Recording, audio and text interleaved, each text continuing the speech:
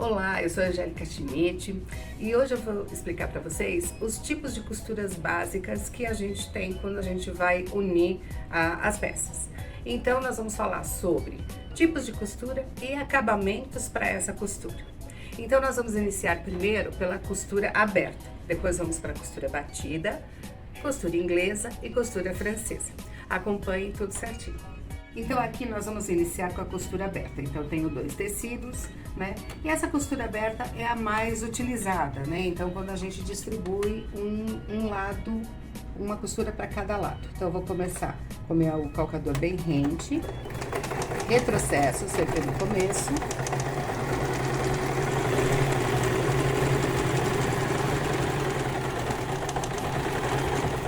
E retrocesso no final.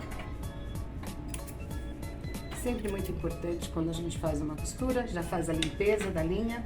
Então aqui nós temos uma costura aberta. Fazemos desta forma e, logicamente, no ferro, a gente abre a nossa costura. Bom, feita a costura, agora nós temos que pensar o quê? Na forma que eu vou dar um acabamento nessa margem para que ela não fique o tecido desfiando. Aqui nós vamos fazer duas formas. A primeira, o zigue-zague. Então eu vou separar do lado uma parte da costura e vou fazer o seguinte: primeiro, vou colocar no meu ponto de zigue-zague. A forma de eu colocar o tecido, eu não posso colocar o meu calcador rente ao tecido. O zigue-zague, na verdade, ele vai bater na parte interna do calcador, que é onde a agulha vai fazer o movimento de zigue. Então, eu vou colocar o meu tecido rente à abertura. Então, veja, ó, o tecido tá bem rente aqui na abertura, porque é onde a agulha vai bater e fazer o meu zigue-zague, porque é o que eu preciso pegar ele bem na margem. Começo aqui.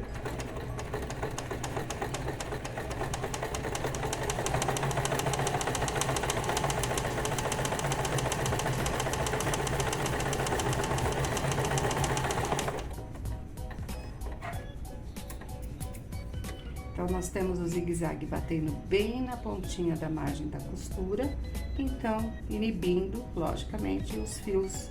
Depois vou fazendo limpeza, só cortando os fios que ficaram ainda, e eu tenho um acabamento perfeito para nossa margem.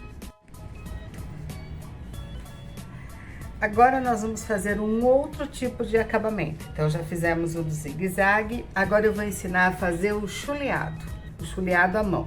O chuleado à mão a gente usa bastante, às vezes em tecidos muito fininhos, na alfaiataria, né? Então ele é bem utilizado.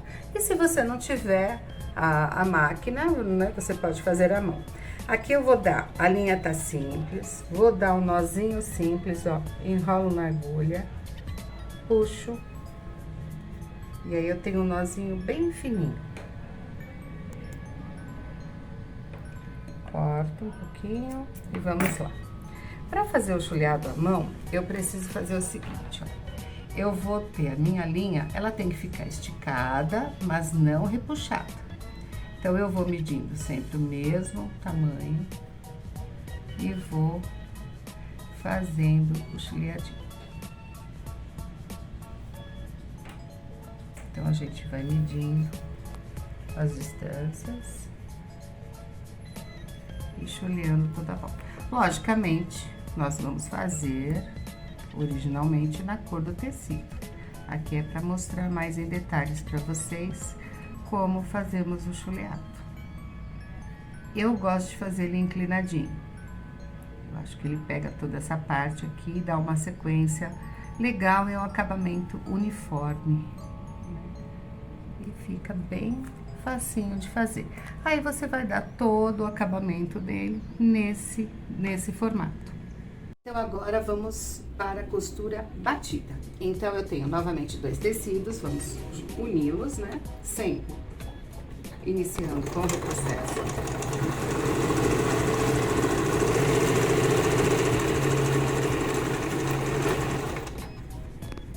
E terminamos com o retrocesso. Diferente agora da costura aberta, né? Que nós vamos fazer? A gente pega e vai dobrar esta costura. Jogar ela para um lado. Então, ela é batida e jogada para um único lado. A gente usa bastante essa costura em jeans, você vê esse formato. Só que nós temos que dar um acabamento. Já demos o acabamento chuleado e o zigue-zague. Agora eu vou mostrar como é que a gente faz o acabamento na overlock. Overlock que a gente vai fazer. Vamos. Eu tenho a opção de fazer ela separada. Se fosse uma costura aberta, eu poderia fazer overlock nas duas extremidades. Como vai ser uma costura batida, ela vai ser jogada junta por um lado só, eu vou costurar as duas juntas. Então, eu venho...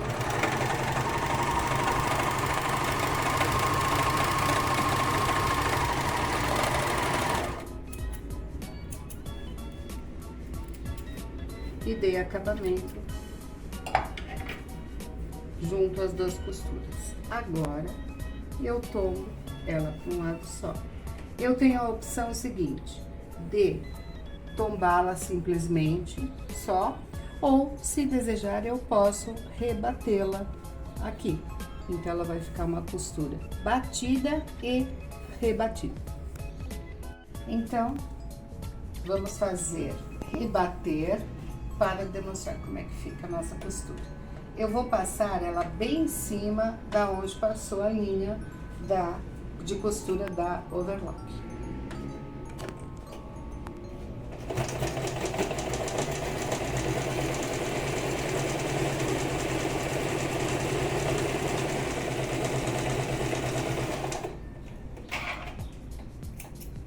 Desse lado, usei certinho a linha como referência e desse lado a costura está rebatida. Agora nós vamos para a costura francesa. Essa costura é legal porque se as pessoas não querem fazer chuleado, não querem fazer overlock, não querem fazer o zigue-zague, podem usar esse método. Eu gosto bastante de usar ela em plush, tecidos que desfiam muito, fica um acabamento bem legal.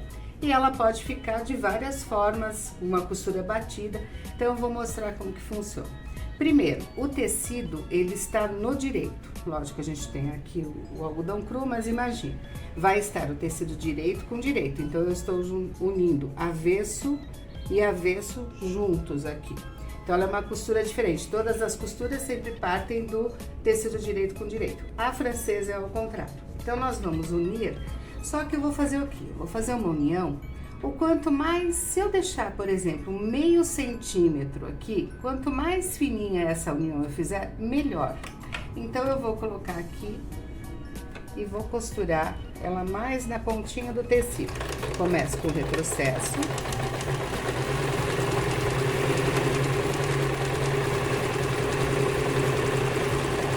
Termino com o retrocesso. Então, eu fiz uma costura de meio centímetro.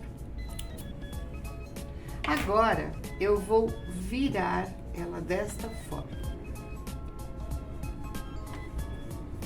Eu deixo bem certinho a costura aqui. Isso aqui é bom sempre, logicamente, a gente utilizar o ferro. Como o algodão cru aceita bem, né, a gente pincando com a mão, mas o certo é deixar bem certinho assim a costura. Agora, lembra que esse é o lado do avesso. Eu vou costurar para que essa parte aqui não pode aparecer. Então, a minha costura tem que cobrir essa sobra de margem. Então, eu venho aqui, coloco o calcador mais com a agulha mais para dentro.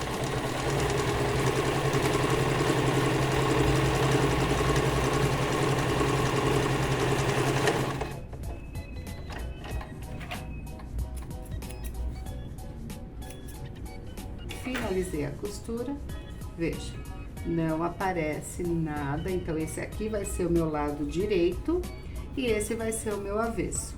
Aqui lembra bastante a costura batida, então se eu quiser eu também posso rebater, porque ela vai ser uma costura francesa rebatida.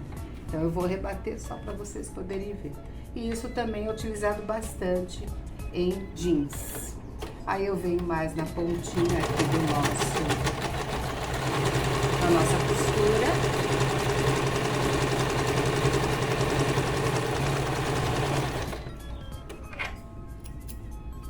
costurei aqui e ficou bastante parecida, igualzinha a costura rebatida, só que de outra forma. Agora, a nossa próxima costura é a costura inglesa. A gente usa bastante essa costura em camisaria, né? E, logicamente, né, onde você achar que você deve aplicar. O tecido aqui, a gente tá com ele direito com direito, tá? Então, o que eu faço? Existem várias formas de fazer a costura inglesa. E é outra opção também de quem não quer fazer folheado, o overlock ou o zigue-zague. Então, o que eu faço? A minha maneira de fazer.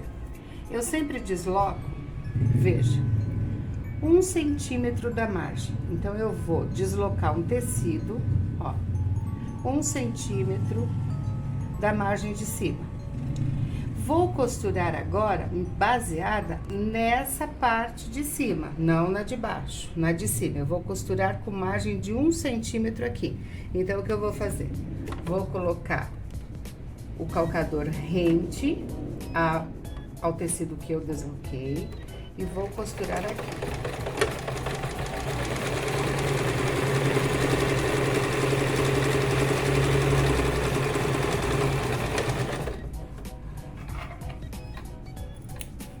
Então, tenho deslocado 1 centímetro a partir da parte de cima. Essa parte que ficou embaixo, eu vou dobrar. Eu dobro ela em cima da outra costura. Isso você também, a gente geralmente faz com o ferro de passar. Feito isso, o que eu vou fazer? Eu abro o meu tecido e tombo essa costura. Então, vamos lá de novo. Dobrei a costura sobre a costura que eu fiz, né? Aquela sobra. Abri o tecido, olha, eu abro os 2 tecidos e tombo essa parte aqui. Então, quando eu virar, ó, eu tenho a costura certa. Aí, agora, eu vou passar uma costura bem rente à nossa dobrinha.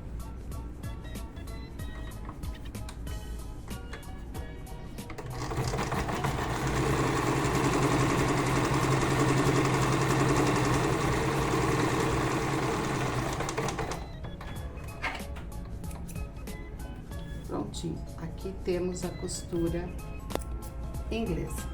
Ela tanto pode ser usada desse lado, se você observar nas camisas sociais, às vezes tem os 2 lados batidos para fora ou apenas um lado batido.